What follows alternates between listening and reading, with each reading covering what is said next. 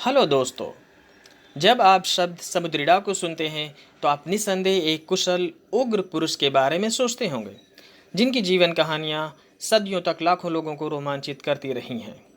Black beard, Henry Morgan और sir Francis Drake जैसे नाम इतिहास में काफ़ी चर्चित रहे हैं।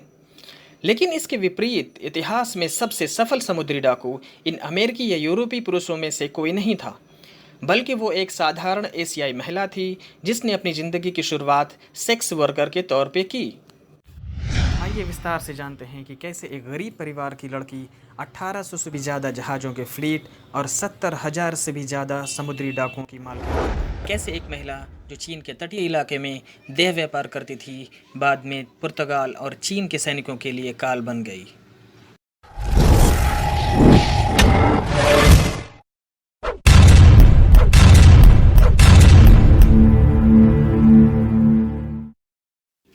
चिंग शी का जन्म शिंग यांग के नाम से सन 1775 में चीन के ग्वांगडोंग प्रांत के एक गरीबी से ग्रस्त समाज में हुआ था।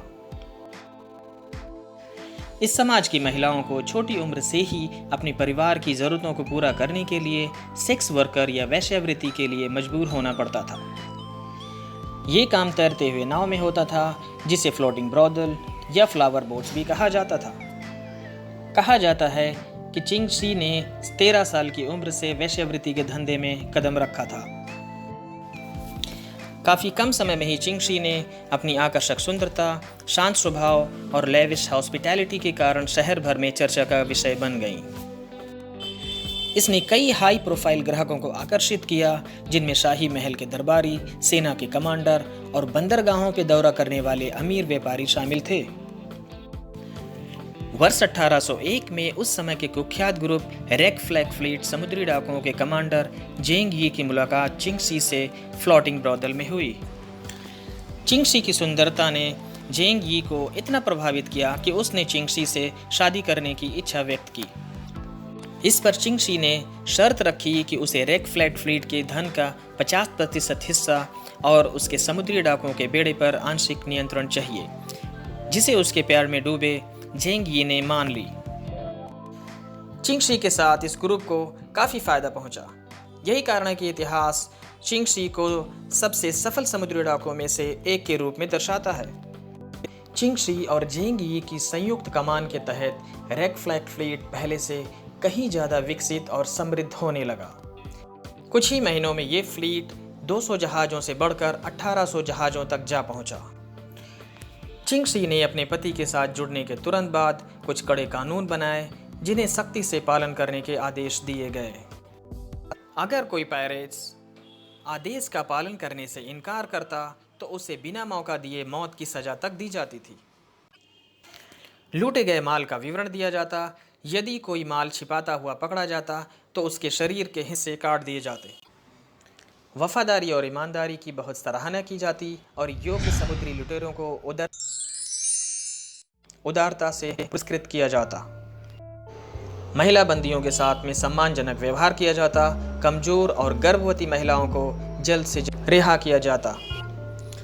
धोखा और बलात्कार को गंभीर अपराध माना जाता था और इन अपराधियों को तुरंत फांसी दे दी जाती थी। इसके साथ ही ईमानदार और मेहनती लोगों को आर्थिक रूप से भी मदद दी जाती थी, जिसके कारण आसपास के कई पायरेट्स ग्रुप ने रेड फ्लैग फ्लीट को बिना शर्त ज्वाइन कर लिया और इस तरह रेड फ्लैग फ्लीट सबसे बड़ा पायरेट ग्रुप बन गया। शादी के 6 सालों बाद 1807 में चिंग शी की लाइफ में एक ट्रेजिक मोड़ आया। जेंग यी की वियतनाम के तट पर एक तूफान में मौत हो गई, जिसके बाद चेंग पाओजोन के एडॉप्टेड सन थे को रेड फ्लैग फ्लीट का लीडिंग कमांडर और पायरेट क्वीन चिंग शी का प्रमुख सलाहकार नियुक्त कर दिया गया। कहा जाता है कि उसके हस्बैंड की मौत के 2 सप्ताह के भीतर ही चिंग शी ने ऐलान कर दिया कि वो अपने एडॉप्टेड सन के साथ शादी कर रही है। 1809 में चीनी साम्राज्य की सेना ने 100 लड़ाकू जहाज़ों के बेड़े के साथ समुद्री डाकुओं को घेर लिया।